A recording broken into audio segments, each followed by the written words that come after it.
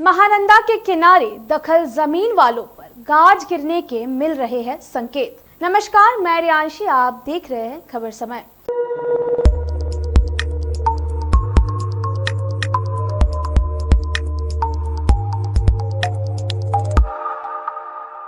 महानंदा, जोड़ापानी तथा पंचनई नदियों को प्रदूषण मुक्त करने के लिए एक बार फिर से एसजेडीए ने कदम बढ़ाया है। चेयरमैन का पदभार संभालने के बाद एसजेडीए के चेयरमैन सौरभ चक्रवर्ती ने यह बात कही है कि शीघ्र ही महानंदा एक्शन प्लान का काम शुरू किया जाएगा। महानंदा एक्शन प्लान बहुत पुराना प्लान है। वाम मोर्चा के शासन काल में 2006 में एसजेडीए के अंतर्गत महानंदा एक्शन प्लान लागू किया गया था।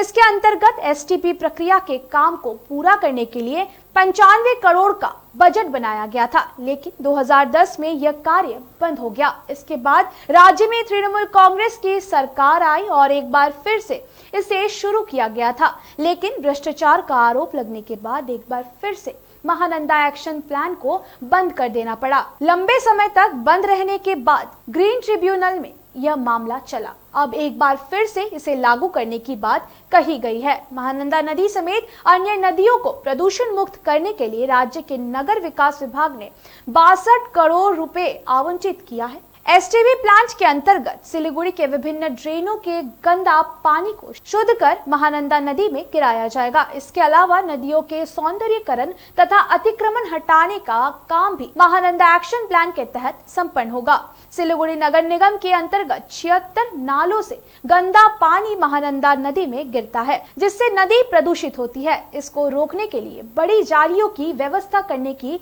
बात की गई है। बरसात के समय जहां सिलीगुड़ी शहर में जहां तहां जल जमाव की स्थिति उत्पन्न हो जाती है, अगर महानंदा एक्शन प्लान लागू होता है और यथार्थ में काम होता है तो न केवल नदियों का उद्धार होगा बल्कि सिलीगुड़ी शहर में जल जमाव से भी मुक्ति मिलेगी। वास्तव में सिलीगुड़ी शहर में जल निकासी के लिए सीवरेज सिस्टम सही नहीं है।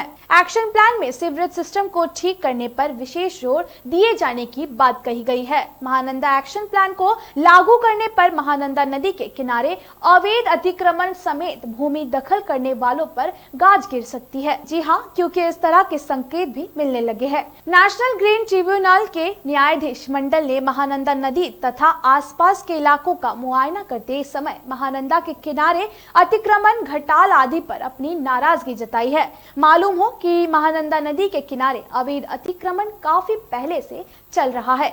सिलीगुड़ी नगर निगम की ओर से बार बार अभियान चलाया गया पर उसका कोई लाभ नहीं हुआ। इसका नजारा आप लाल मोहन मौलिक घाट के नजदीक गुरुंग बस्ती इलाके में देख सकते हैं, जहां नदी की जमीन पर कोई अवैध खटाल बने हुए हैं। एनजीटी के प्रतिनिधियों ने इसे गंभीरता से लिया है। हो सकता है कि आने वाले समय में सिलीगुड़ी नगर निगम अवैध अतिक्रमण तथा निर्माण के खिलाफ कार्रवाई करने के लिए मजबूर हो। লিকুইড ওয়েস্ট যে আমাদের মনিটরিং সেলটা আছে তার আমি ইনচার্জ। আজকে যে ভিজিটটা হলো ওটার পারপাসটা কি আছে?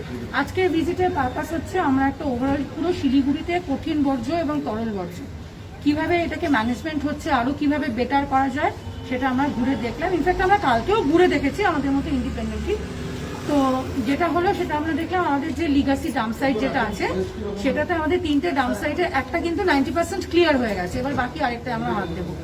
এবং যেটা ক্লিয়ার হয়ে গেছে সেটাতে আমাদের মিউনিসিপাল কমিশনার আছেন, উনি আছেন, আমাদের সিও আছেন, আমাদের এসজেডিএ সাহেব আছেন, আমাদের সেক্রেটারি এমইডি দাস সাহেব আছেন। তো আমাদের যেটা প্ল্যান আছে যে ওখানে ওই জায়গাটাকে সুন্দর করে বিউটিফিকেশন করে আর আমরা ওখানে ডাম্পিং গ্রাউন্ডটাকে সাজিয়ে ইকো ফ্রেন্ডলি পার্ক করার আমাদের ইচ্ছা আছে।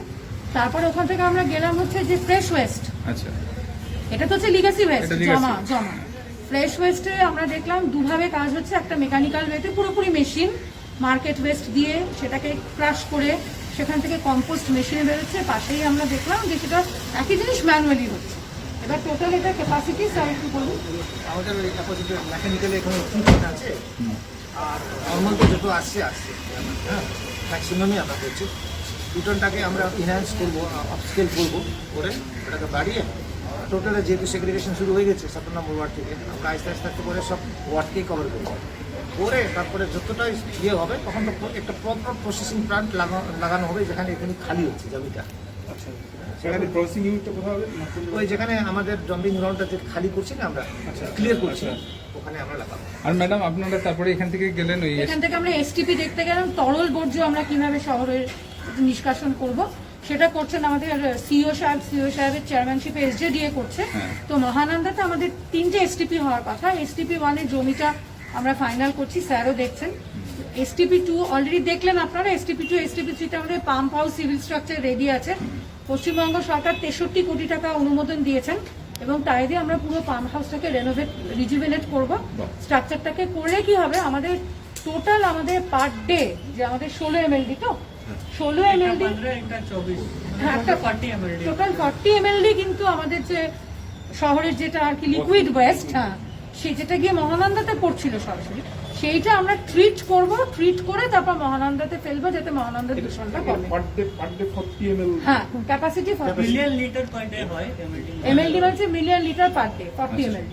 আচ্ছা, আর এমনি আমাদের ই বর্জ্য কতগুলো, ওই কঠিন এবং ই বর্জ্যগুলো কত হয় দিনে? টোটাল সলিড ওয়েস্টে কত দাম আমাদের এখানে আছে 350 মেট্রিক টনের প্লাস হচ্ছে পার ডে।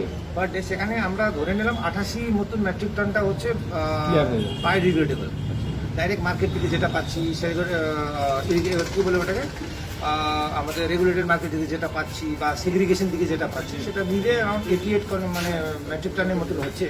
বাকিটা মিক্স আছে। তো সেটাই আমরা বায়োমাইনিং এর মাধ্যমে সেটাকে একটা প্রসেসিং করে কমপ্লিট করব। খালি জমি যেখানে হবে সেখানে প্রসেসিং প্লান্ট লাগিয়ে টোটালটাই যেটা পাবো সেগ্রিগেট করে সেটাকে প্রসেসিং একদিকে হবে, একদিকে আবার রিসাইক্লিং হবে। সেটা হচ্ছে ড্রাই ওয়েস্ট।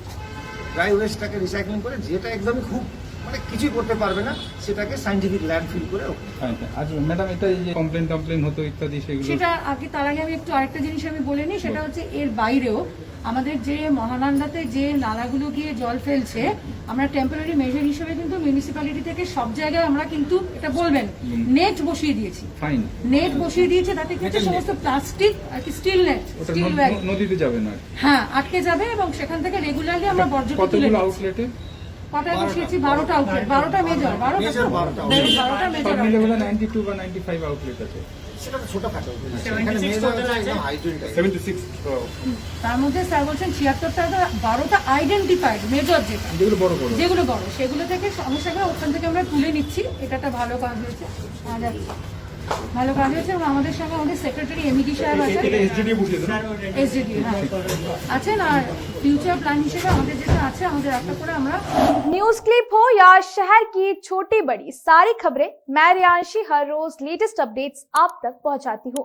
मेरे जैसे ही आप भी बन सकते हैं खबर समय के न्यूज क्लिप रीडर, क्योंकि खबर समय को तलाश है एक और अनुभवी न्यूज रीडर की। अगर आप में भी न्यूज रीडर की क्वालिटीज है तो जरूर हमसे दिए हुए फोन नंबर पर संपर्क करें। फिलहाल अभी के लिए इतना ही। ऐसे लेटेस्ट अपडेट्स के लिए लगातार हमारे साथ बने रहे और देखते रहे खबर समय। हर समय खबर समय। धन्यवाद।